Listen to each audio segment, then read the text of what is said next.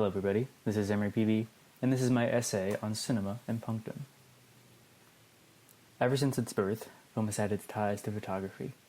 Many argue that photography is a more pure or distilled form of cinema. And punctum is the moment in which a piece of photography gives off a wave-like sensation of emotion. From this, it can be surmised that photography gets rid of all the filler and simply gets to the best part, aka the punctum. However, I believe this is disingenuous towards the positives of cinema. If you look to punctum as being the most important moment in a visual work of art, then it can be said that film is capable of elevating the sense of punctum by allowing context to a work of art. This gives cinema an even greater impact. But what exactly is punctum? Punctum is a term created in photography by French photographer Roland Barthes. He describes punctum as being an aspect of photography that pierces the veil into the viewer's soul, essentially being something that deeply affects them or is unexpectedly personal to them. Some have said that cinema cannot create punctum since it's bogged down by dialogue, plot contrivances, actors, sets, and just generally being too long and drawn out. To be honest, this just sounds like a lot of people are saying this because they've been watching boring movies, but that's besides the point. If punctum really does work in cinema, then what films have it? Well, nearly every work by director Stanley Kubrick contains multiple moments of punctum. In 2001: A Space Odyssey, the ending of the film is actually more impactful due to the lack of understanding or relation to reality from the audience. But my most vivid image of this film is in the tense sequence of Dave and Frank when they're discussing their plan to deactivate HAL 9000. In this scene, the camera centers on HAL in the background, shadowed by Dave's red suit.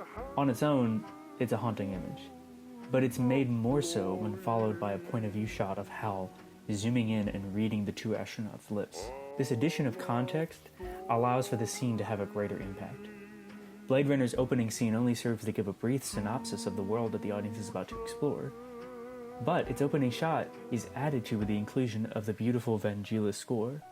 Without the score, the shot would perhaps give off a sense of dread or intensity, but with the music added, it instead mixes a unique blend of beauty. This offers a special quality to Filmic Punctum, in that the visuals that stick out in our minds have the advantage of being enhanced with the audio that they're paired with, which is simply another form of context. But cinema isn't the only medium that allows context.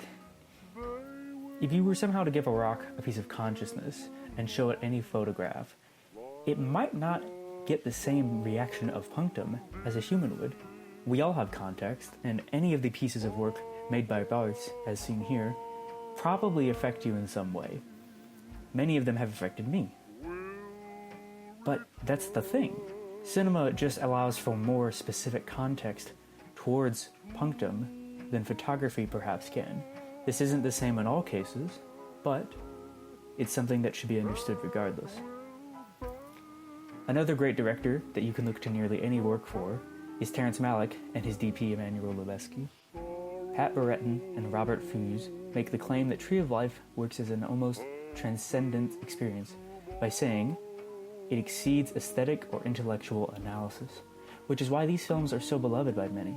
Sure, there's a lot of dialogue voice over the film, but even if you watch the movie only silently, you would still find yourself at the very least enjoying the parts of the film's aesthetics visually, but you don't need to understand what's being said. But what is the purpose of punctum in film? Well, it's that it creates a singular point of memory in the film. There's a reason that why when people think of The Shining, they think of the face of Jack Torrance leering through the shattered door, and not the original poster made for the film. Even if not a single shot in the film sticks out in your mind as a form of punctum, it eventually will. And when it forms, it'll probably be the most memorable part to you. Think of it like a poster for a film. This implies that the moment of punctum in film can and often is intentionally crafted. This is because while our responses may be individually recreated, the original shot that we react to is not. Eric S. Jenkins once said, "Emotion is a subjective response, experienced and acknowledged by the subject, but affect is distinct from emotion. Affect is a pre-personal intensity, the body's ability to affect and be affected, from which emotional, subjective experience is derived.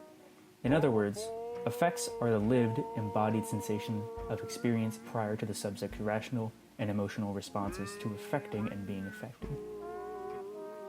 Punctum exists in film. While its technical origins may come from photography just as the medium of cinema itself, it has taken on a new form and honestly shouldn't be called punctum at this point, at least not when discussed in relation to cinema. But cinema in its own right is evolving, and will continue to evolve, just as our responses to them do. Thank you very much, and have a great day.